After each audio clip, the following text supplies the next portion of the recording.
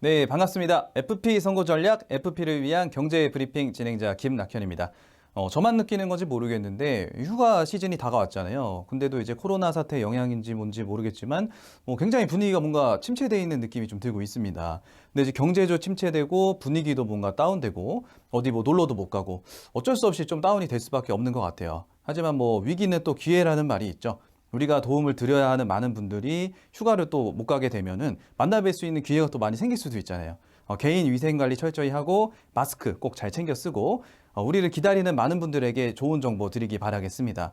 그러기 위해서 또 우리가 발빠르게 경제에 대해서 또 보험 시장 흐름에 대해서 정보를 습득을 해놔야 되겠죠. 오늘도 좋은 내용 준비해봤습니다. 목차부터 한번 살펴보겠습니다. 연금금리, 코스피, 다우존스 지수, 상해지수 등 지표 동향에 대해서 쭉 살펴보는 시간을 가져볼 거고요. 우리나라의 기준금리와 시중금리가 어떻게 변경되었는지도 빠르게 한번 체크를 해보겠습니다.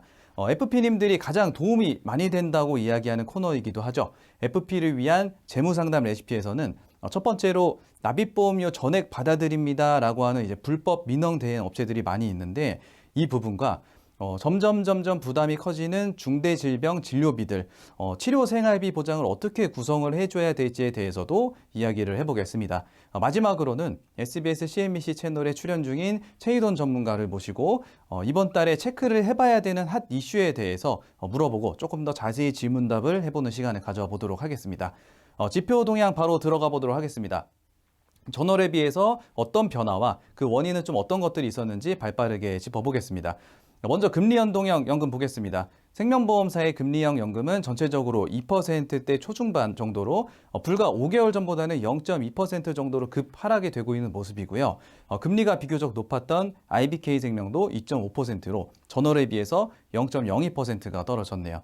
다음은 손해보험사의 연금저축보험 금리 보겠습니다. 손해보험사의 연금저축도 시간이 지날수록 점점 이율이 많이 떨어지고 있는 모습입니다. 1.7%에서 1.6% 정도로 큰 차이는 없지만 전체적으로 낮은 금리를 보이고 있습니다. 다음은 코스피 지수 보겠습니다. 전월 대비 105.49포인트가 상승을 했습니다. 코로나 영향 이후에 비교적 좀 오픈된 개인 투자자들의 거래량 증가와 이제 코스피 회복에 따른 외국인 투자금이 좀 증가를 했고요. 시가총액 20위 안에 있는 기업들 중에 16개 기업이 모두 상승을 했습니다. 점차 이제 회복세를 보이고 있는 모습인데 급격한 하락 이후에 또 급격한 회복은 거품을 만들 수가 있기 때문에 이 투자에 대한 부분은 항상 성급하면 안 되고 신중하게 좀 진행을 해야 되겠습니다. 다음은 다우존스 지수 보겠습니다. 전월 대비 1023.95포인트가 상승이 됐고요. 중국과의 또 무역 과찰이 좀 심해지고 있고 인권 시위, 코로나 사태 등 여러 가지 상황에서도 여전히 상승 기류를 보이고 있는 미국입니다. 세계 주요국들의 그래프는 비슷한 양상을 띠고 있는데 상해 지수도 그런지 한번 보겠습니다. 상해 지수 또한 코로나 사태 이후에 회복기를 보내고 있고요. 심지어 지난 1년 중 가장 최고치를 찍고 있습니다. 상당히 호황이 지속되고 있는데 중국은 내수 산업을 좀 발전을 시키면서 무역과 외교에 대한 리스크를 좀 해지를 하고 있다고 보여집니다. 다음은 원달러 환율 추이 보겠습니다. 전월 대비 6.5원이 하락이 됐습니다. 즉 1달러의 가치와 원화의 가치로 봤을 때 원화의 가치가 6.5원이 이제 올랐다는 뜻이죠. 이제 경기가 악화될수록 하락을 했던 원화의 가치가 다시 회복이 점차 되어 간다고 볼 수가 있겠습니다. 다음은 한국은행 기준금리 보겠습니다. 네, 한국은행 기준금리는 다시 0.5%로 동결이 되고 있습니다. 한동안은 금리가 회복이 되거나 되려 떨어지거나 하진 않을 것 같고 현행을 좀 유지하려는 움직임을 보이고 있습니다. 기준금리는 0.5%로 초저금리 시대가 돌입이 되었는데 시중은행 금리는 어떻게 변화되고 있는지 한번 살펴보겠습니다. 시중은행 정기예금입니다. K뱅크은행이 3개월 연속 높은 금리를 주는 예금으로 선정이 되고 있고요. 신한은행의 연금으로 받는 예금이나 카카오뱅크의 정기예금이 1% 초반대로 이제 뒤를 잇고 있습니다. 정기적금 같은 경우도 금리가 상당히 낮은데 신한은행의 2년만 가입이 가능한 2배 드림 적금과 첫 거래 3배 드림 적금으로 조건 충족 후에 3년 만기로 진행을 했을 때는 이율적인 메리트를 좀 느낄 수 있을 것 같고 하나은행의 아동수당 적금 또한 비교적 높은 금리를 받을 수가 있네요. 네, 다음은 FP를 위한 재무상담 레시피입니다. 많은 사건 사고들과 변경되는 이슈들을 통해서 시대가 흘러가고 있죠. 그중에 우리 FP들이 누군가를 만나서 이 돈에 관한 이야기를 할 때에 실질적으로 체크를 해놓아야 하는 내용들을 FP 입장에서 살펴보는 시간입니다. 첫 번째 레시피 주제부터 보겠습니다. 납입보험료 전액 받아들입니다. 불법 민원대행 주의보입니다. 이 민원 대행 업체라는 단어가 조금은 생소한 분들도 있을 듯한데 민원 대행 업체는 사익 추구를 목적으로 보험 가입자들, 즉 이제 소비자들을 현혹해서 보험회사와 금융감독원의 민원 제기를 대행해주는 업체입니다. 이들은 이제 해약 환급금이 기납입 보험료보다 적은 이제 보험 상품의 특징을 악용해서 해약한 지 10년도 넘은 보험도 뭐 손해 복구가 가능하다. 뭐 평균 손해복구 금액이 300만 원 이상 뭐 이런 등의 문구로 기납입 보험료를 전액 환급받을 수 있다고 소비자들을 좀 이제 광고하고 현혹을 하기도 하는데 SNS나 바이럴 마케팅을 통해서 민원인을 모집을 하고 뭐 착수금, 그다음에 성공 보수를 요구하는 영업 형태를 취하고 있습니다.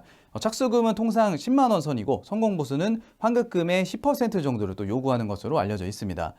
사실 이런 민원 대행 업체가 괜히 생겨난 것은 아니라는 생각도 듭니다. 그러니까 소비자 입장에서는 좀 어렵고 까다로울 수밖에 없는 보험이라는 이 금융상품을 잘못 가입을 하는 경우가 생각보다 많기 때문인데요.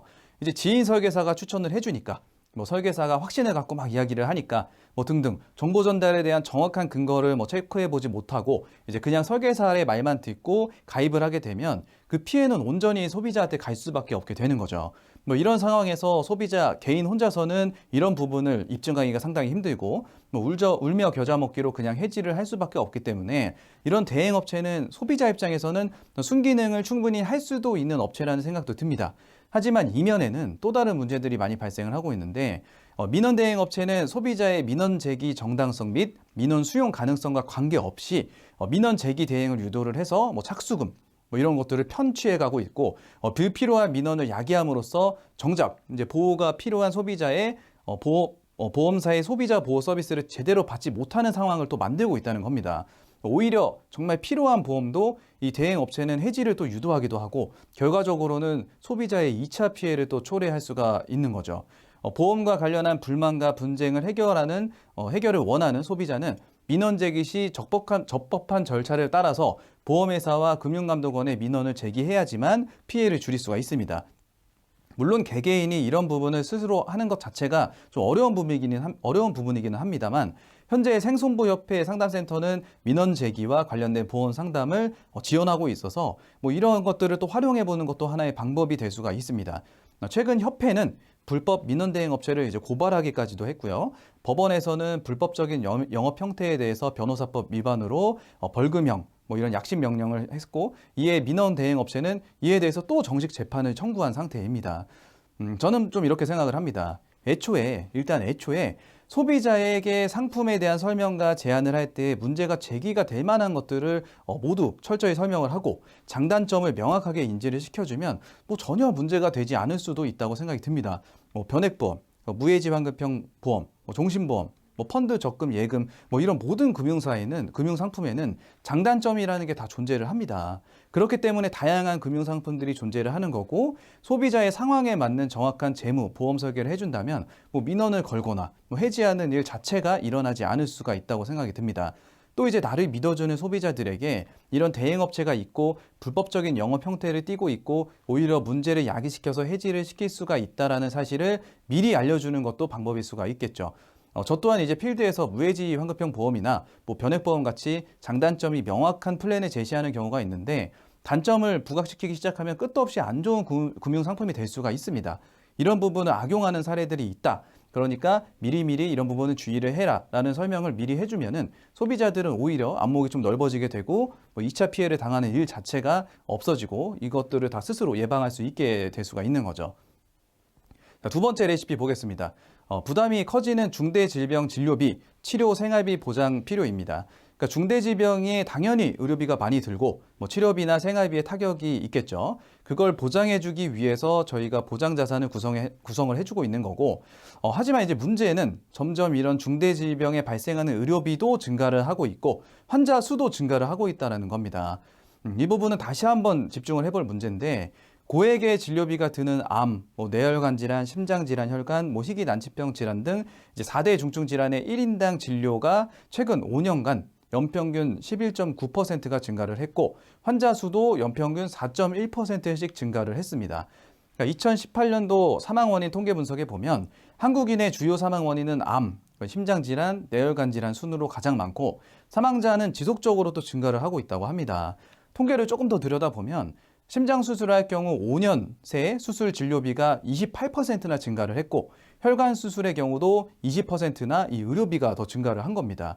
이뿐만이 아니고 슬관절, 고관절, 백내장, 치액 등 33개의 주요 수술비들의 평균 비용 자체도 21.2%나 증가를 했습니다. 쉽게 말해서 아픈 사람들은 점점 많아지고 있고 의료비는 점점 많이 들고 있는 상황이 되고 있습니다.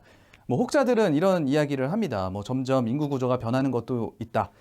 식습관이나 생활 패턴 자체가 운동량이 부족해지고 스트레스나 미세먼지 등 환경적인 부분에 대해서 더 안 좋아지고 있기 때문에 아픈 사람들이 많이 발생을 할 수 있다라고 얘기를 하는데 정확한 통계적인 근거는 아니지만 일리는 있다는 생각이 듭니다. 점점 효율성이 강조되는 시대에서 신체의 움직임이나 운동량이 점점 부족해지는 것도 있고 미세먼지는 혈관 질환에 큰 영향을 미치기도 하죠. 또 이런 상황에서 우리가 만들어줘야 하는 보장 자산에 대해서 조금은 다른 시각으로 다가갈 필요도 있다고 생각을 합니다. 가성비, 효율성 이런 것들을 따지고 보험 상품에 대한 내용도 비교할 수 있는 플랫폼도 너무 많아지다 보니까 보다 이제 무조건 저렴한, 싼 적은 돈으로 최소 보장을 구성하고자 하는 소비자들이 많이 나타나고 있는 추세입니다.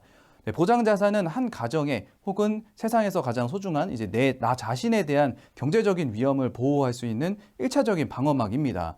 가성비와 효율적인 부분을 당연히 따지고 비교를 해봐야 되는 것은 맞지만 정말 보호를 받을 수 있는 금액이 구성이 되어 있는지 첫 번째 고려 사항임을 다시 한번 상기시켜 주시면 좋을 것 같습니다. 네, 다음은 FP 영업을 위한 이달의 핫 이슈를 SBS CNBC 원스톱 재무상담의 최희돈 전문가님과 연결해서 들어보도록 하겠습니다. 네, 안녕하세요. 네, 안녕하세요. 네, 날씨가 좀 굉장히 습하고 많이 더워졌어요.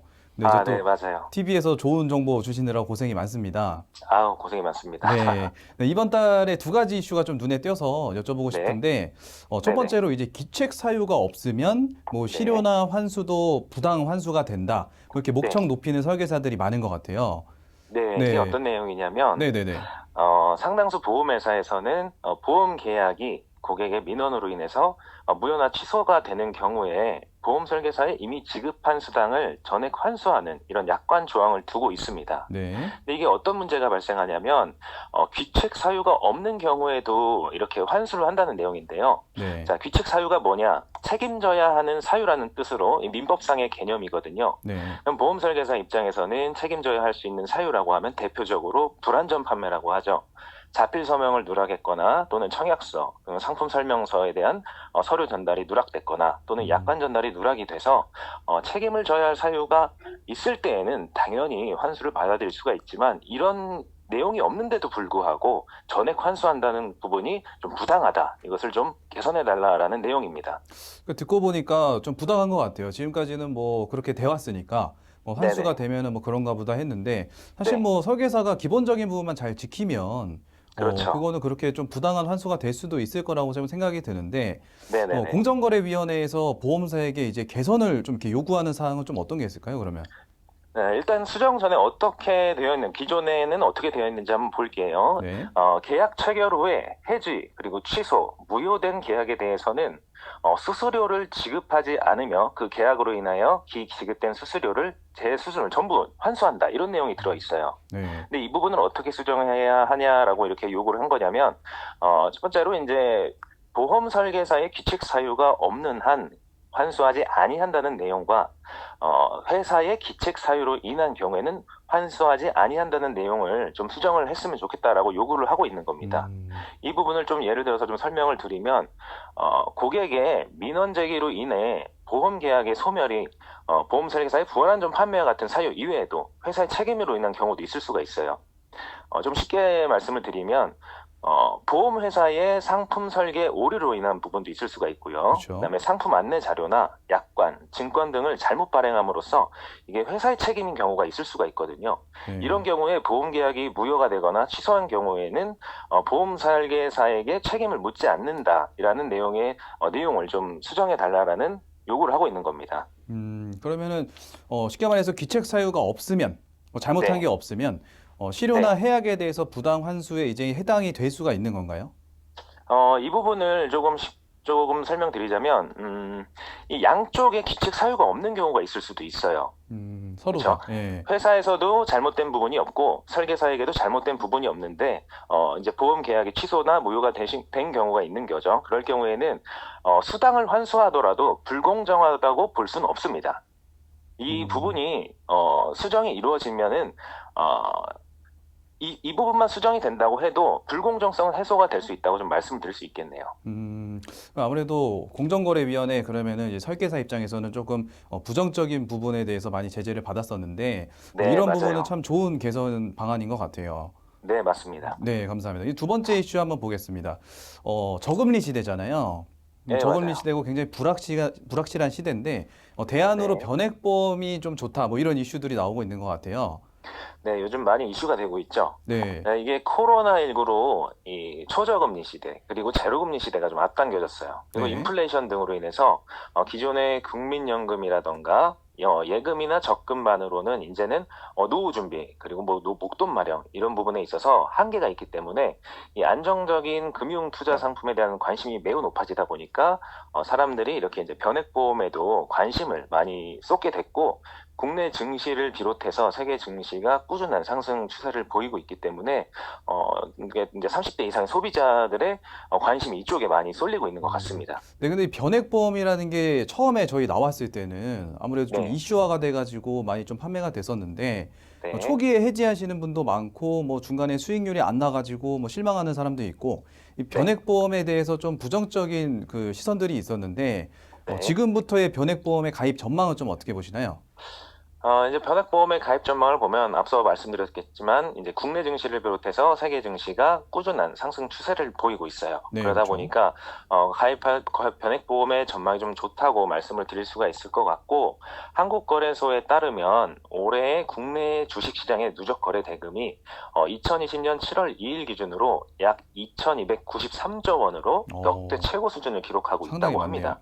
그리고 변액보험의 초회보험료를 보면 2017년 전년 대비해서 현재 기준으로 보게 되면은 굉장히 크게 상승세로 돌아서고 있다고 보고 있고요. 올해 1분기에는 코로나19로 주식시장이 급격히 하락하면서 변액보험이라든가 여러 가지 투자 부분에 대해서 좀 주춤했지만은 시장의 유유자금이 주식시장에 이제 앞으로 몰리게 되면서 그렇죠. 변액보험의 인기도 다시 상승할 것이라고 보고 있고 금년도에 초회보험료가 2조 원을 돌파할 것으로 기대를 하고 있습니다. 어, 한마디로 이제 침체되었던 국내 증권 시장이 완연한 회복세를 보임에 따라서 주식이나 펀드로 대표되는 이러한 금융 투자에 대한 관심이 많은 분들에게 높아지고 있다고 말씀드릴 수가 있어요. 생각보다 그 금액이 많아가지고 깜짝 놀랐는데 네. 그러면은 변액보험의 장점 한 가지만 좀 장점에 대해서 간단히만 좀 말씀해 주시죠. 네, 변액보험의 장점을 대표적으로 이제 세 가지로 늘 말씀드릴 수가 있는데, 변액보험은 펀드 변경 기능이 탑재가 되어 있다는 거예요. 그래서 이제 그렇죠. 과거에는 뭐 이제 주식이나 채권형 이 크게 두 가지 펀드를 변경했다고 좀 말씀을 드릴 수가 있다면은 현재는 여러 가지 트렌드가 반영이 돼서 이 금융 환경 변화에 따라서 유연하게 반응을 할 수 있는 뭐 펀드 자동 재배분, 오토 밸런싱이라고 그래요. 이런 네. 기능과 그다음에 손절매 옵션, 자동 중도 인출, 전문가 일명 서비스, 카카오톡 기반의 AI 펀드 관리 등 다양한 펀드 관리 옵션을 제공을 하고 있다고 좀 말씀을 드릴 수가 있고 해외 펀드나 이런 부분이 다양하게 준비가 되어 있기 때문에 이거 좀 장점이라고 좀 말씀을 드릴 수가 있을 것 같습니다. 두 어, 번째로는요, 네. 사업비가 예년에 비해서 이제 많이 낮아졌기 때문에 변액보험에도 장점으로 받아들일 수가 있는데 원금에 회복하는 기간이 줄어들었어요. 추가 납입 등을 적극 활용하게 되면은 변액보험으로 충분한 미래에 대한 목적 자금 마련에도 충분히 활용할 수 있다고 볼 수가 있고요. 사람들이 이 변액보험은 손해 볼 수 있다라는 투자 상품에 대한 막연한 불안감이 있는데 이 세 번째는 안정적인 부분이 있습니다. 만약에 변액보험을 연금으로 준비하게 되면요. 아무리 수익이 나지 않더라도 기납입한 보험료를 보증으로 해서 연금액을 좀 보증해주는 안정장치가 되어 있고요. 음, 변액 종신보험 같은 경우에는 사망보험금만큼은 최저로 보증해주기 때문에 수익이 나지 않더라도 기본적인 안정장치는 충분히 마련되어 있다고 말씀을 드릴 수가 있습니다. 어, 음, 마지막으로 한마디만 더 붙이자면은 네. 이 은행 예금이 이제 1% 미만의 시대가 되었잖아요. 그렇죠. 변액보험은 확실한 대안이 될 수도 있다라고 좀 말씀을 드릴 수가 있겠네요. 변액보험을 상당히 좋아하시나 봐요. 네. 저는 좀 장점이 많은 보험이라고 생각은 하고 있습니다. 간단히 말씀해달라고 그랬는데 네, 길게 말씀해 주셔서 아, 그랬나요? 어쨌든 저희도 전액보험에 대해서 여러 가지 기능들은 알고 있긴 했는데 네, 이걸 이렇게 정리를 해주니까 아 진짜 이런 네, 것들을 잘 활용하고 고객들에게 잘 설명을 하면 충분히 네, 활용 가치가 있는 그런 저축, 뭐 보장 이런 보험이 될 거라고 좀 생각이 드네요. 네, 맞습니다. 네, 오늘 좋은 정보 주셔서 너무 감사하고요. 이것으로 경제 브리핑 마무리하겠고요. 8월달 너무 무더위인데 다들 이제 더운데 지쳐 있지 마시고 다들 힘내가지고 파이팅 하시기 바라겠고 9월도 또 좋은 내용 준비해가지고 찾아뵙도록 하겠습니다. 네, 감사합니다.